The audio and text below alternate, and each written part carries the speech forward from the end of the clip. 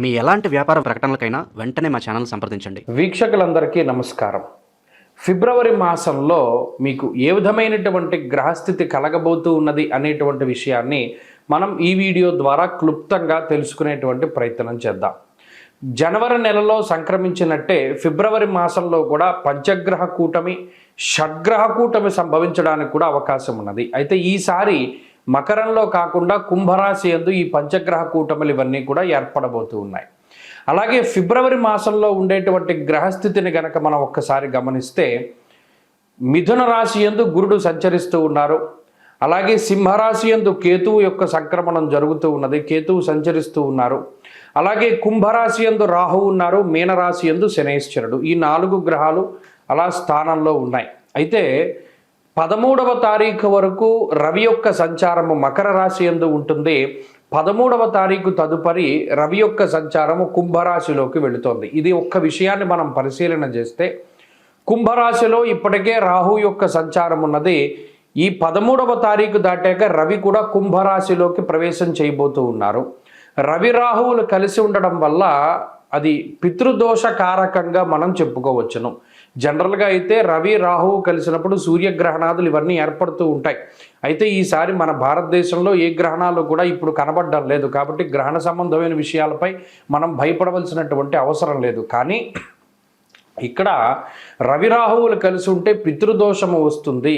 ఈ 13వ తారీఖు తదుపరి ఫిబ్రవరి మాసంలో ఎవరైతే జన్మించబోతూ ఉన్నారో ఆ శిశువుల పైన ప్రభావం పడుతుంది. అందువల్ల ఎవరైనా ఫిబ్రవరి మాసంలో ఏదైనా సిజేరియన్ ముహూర్తాలు వీటి గురించి అడిగేటువంటి వాళ్ళు చాలామంది ఉంటారు. వాళ్ళకి సూచనప్రాయంగా ఒక మాట ఏమిటి అంటే 13వ తారీఖు లోపులో వీలుంటే కొంచెం పరిస్థితులు అవి సానుకూలంగా ఉంటే ఈ సిజేరియన్ అవి కూడా ముహూర్తాలు మీరు చేసుకోవచ్చును. 13 దాటిన తర్వాత రవి రాహువుల యొక్క కలయిక వల్ల పితృదోషం అనేటువంటిది ఏర్పడుతూ ఉన్నది. అలాగే ఈ పంచగ్రహ కూటములు, దేశారిష్ట యోగములు ఇవన్నీ ఏర్పడుతున్నాయి కాబట్టి అది కొంత జాతకం మీద ప్రభావాన్ని చూపెడుతుంది. కాబట్టి ఆ విషయాన్ని దృష్టిలో పెట్టుకోవాలి. మరీ కాంప్లికేట్ అయిపోతే మాత్రం అంటే ఈ లోపులోనే చేసేసుకోమని కాదు. ఏమన్నా అవకాశం ఉంటే మీకు అవకాశం ఉంటే 13 లోపులో ఈ సిజేరియన్లు ఇవన్నీ కూడా చేయించుకోవడం ద్వారా పితృదోషాదులు రాకుండా ఉంటాయి. ఇది ఒక ప్రధానమైన విషయం. ఇది మీ ఆరోగ్యాన్ని బట్టి ముందుకు వెళ్ళండి, దీంట్లో ఇబ్బంది ఏం లేదు. ఇంకొకటి ఏంటి అంటే శుక్రబుధులు కూడా కుంభరాశి అంతే సంచరించబోతూ ఉన్నారు. అంటే ఇక్కడ 4 గ్రహాలు, రాహుగ్రహము, రవిగ్రహము, శుక్రగ్రహము, బుధగ్రహము, వీటితోటి చంద్రుడు కలిసిన లేదా ఈ మాసం చివరిలోనే కుజుడు కూడా కుంభంలోకి వెళ్ళబోతూ ఉన్నారు. ఈ 5 గ్రహాలు వెరసి చంద్రుడితోటి కలిపి షడ్గ్రహ కూటమి కుంభరాశిలో ఏర్పడబోతూ ఉన్నది. కాబట్టి ఈ గ్రహస్థితి వల్ల ఈ మాసంలో అటు దేశకాలమాన పరిస్థితులు ఎక్కువగా ప్రభావితం చెందబోతూ ఉన్నాయి. దేశారిష్ట యోగం అనేటువంటిది పట్టబోతూ ఉన్నది. ఎందుకంటే అటు కుజరాహువుల యొక్క కలయిక, అలాగే రవి రాహువుల యొక్క కలయిక ఇవన్నీ కూడా దేశారిష్ట యోగాలుగా చెప్పబడ్డాయి. ఈ సందర్భాల్లో ఎక్కువగా అగ్ని ప్రమాదాన్ని సూచించేటువంటి విషయాలు, అలాగే వాయుతత్వ రాశి యందు ఈ గ్రహస్థితి ఏర్పడుతూ ఉన్నది. కాబట్టి అతి వేగంగా వీచేటువంటి గాలుల వల్ల కానీ లేదా గాలి ద్వారా స్ప్రెడ్ అయ్యేటువంటివి ఏమైనా ఉంటే గ్యాస్ ద్వారా వచ్చేటువంటి విపత్తులు లేదా అగ్ని సంబంధమైనటువంటి విపత్తులు, వాయు సంబంధమైనటువంటి విపత్తులు ఏర్పడడానికి అవకాశం ఉంటుంది. కాబట్టి ఈ మాసమందు చాలా జాగ్రత్తగా ఉండడం, ఇది దేశారిష్ట యోగం కాబట్టి చెప్పదగినటువంటి సూచన. ఇక ఈ గ్రహస్థితి ద్వారా మీ రాశి ఫలితం ఏ విధంగా ఉందో మనం ఇప్పుడు తెలుసుకుందాం. కన్యా రాశి వారికి ఫిబ్రవరి మాసం అత్యద్భుతమైనటువంటి శుభ ఫలితాలను ఇవ్వబోతూ ఉన్నది. ఎందుకంటే గ్రహాలన్నీ కూడా మిశ్రమమైనటువంటి ఫలితాలను ఇచ్చేటువంటి స్థానాన్ని వదిలిపెట్టి శుభ ఫలితాన్ని ఇచ్చేటువంటి ఉపజయ స్థానంలోకి వెళ్ళబోతూ ఉన్నారు. ఉదాహరణకి షష్ఠ స్థానమందు ఉన్నటువంటి రాహు ఇప్పటికే యోగిస్తూ ఉండగా షష్ఠ చంద్రుడు, షష్ఠ బుధుడు, అలాగే షష్ఠ స్థానంలోకి రవి, మాసాంతంలో కుజుడు కూడా 6వ స్థానంలోకి వెళ్ళడం అనేటువంటిది విశేషమైనటువంటి యోగంగా మనం చెప్పవచ్చును. కాబట్టి జనవరి నెలతో పోల్చుకుంటే ఫిబ్రవరి నెల కన్యారాశి వారికి చాలా కలిసి వస్తుంది.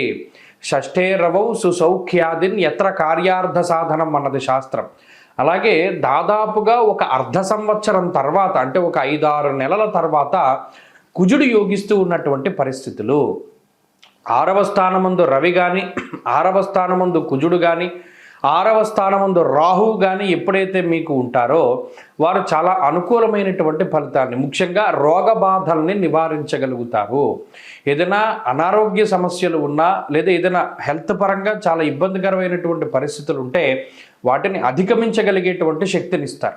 2, రుణ బాధల నుండి బయటపడేలా చేస్తారు. అంటే ఏదైనా పలానా వస్తువు తాకట్టు పెట్టాం, ఏదైనా గోల్డ్ లోన్ తెచ్చుకున్నాం, గతంలో అవసరమయ్యి దాన్ని తీర్చగలుగుతారు.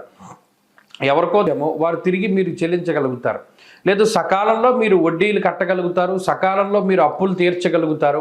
మీ మాట పోకుండా చక్కగా మీరు తీసుకున్నటువంటి రుణాన్ని మీరు మాఫీ చేసుకోవడం కానీ లేదా సకాలంలో వారికి డబ్బు చెల్లించడం కానీ ఇవన్నీ కూడా జరుగుతూ ఉంటాయి. అలాగే కోర్టు కేసులకు సంబంధించినటువంటివి కొంచెం మీకు పాజిటివ్గా రిజల్ట్ రావడానికి అవకాశం ఉంటుంది. శత్రువుల పైన పరిపూర్ణమైనటువంటి విజయాన్ని సాధించడానికి ఈ గ్రహస్థితి అవకాశాన్ని కల్పిస్తూ ఉంటుంది. 6వ స్థానమందు ఉన్నటువంటి కుజుడు శుభ కార్యక్రమాలు జరిగేలా చేయడము, అలాగే ఏదైనా నష్టద్రవ్యాన్ని తిరిగి సంపాదించడం. గతంలో పలానా చోట ఇన్వెస్ట్మెంట్ చేశాను, డబ్బులు రాలేదు, స్ట్రక్ అయిపోయాయి, అవి తిరిగి వచ్చేటువంటి పరిస్థితులు.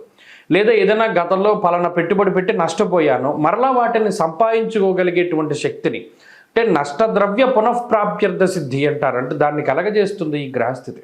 కాబట్టి అన్ని విధాలుగా కూడా అటు ఆరోగ్యపరంగా, ఐశ్వర్యపరంగా, సామాజికంగా ఏదైనా ఒక ఉన్నతమైనటువంటి పదవి కోసం ప్రయత్నం చేస్తూ ఉండేటువంటి వారికి పదవీ ప్రాప్తి, సంతాన యోగము, వంశ అభివృద్ధి జరిగేటువంటి యోగము ఇత్యాది యోగాలన్నీ కూడా ఈ మాసంలో పట్టబోతూ ఉన్నాయి. కాబట్టి కన్యారాశి వారికి ఇది అత్యద్భుతమైనటువంటి మాసంగానే చెప్పవచ్చును. ముఖ్యంగా విద్యా సంబంధమైనటువంటి విషయాలు, చదువులకి, పోటీ పరీక్షలు రాసేటువంటి వాళ్ళకి, గవర్నమెంట్ ఉద్యోగం కావాలి అనుకునేటువంటి వాళ్ళకి, వీరందరికీ కూడా ఈ గ్రహస్థితి చాలా చక్కగా ఉపయోగపడుతుంది. మీలో ఆత్మస్థైర్యాన్ని నింపుతుంది. మీకుండేటువంటి నెగిటివ్స్ అన్నిటిని కూడా తగ్గిస్తూ ఉంటుంది ఈ గ్రహస్థితి. కాబట్టి ఇది మంచి తరుణము. ఫిబ్రవరి మాసం చాలా అత్యద్భుతము. మీరు మరింత అనుకూలమైనటువంటి ఫలితాలని పొందడానికై ఈ రాశి వారు ప్రత్యేకించి అమ్మవారి యొక్క ఆరాధన చేస్తూ ఉండడం చెప్పదగినటువంటి సూచన. ప్రతి శుక్రవారం నాడు అమ్మవారి ఆలయ దర్శనం, అష్టోత్తర పారాయణం మంచి ఫలితాన్ని ఇస్తుంది.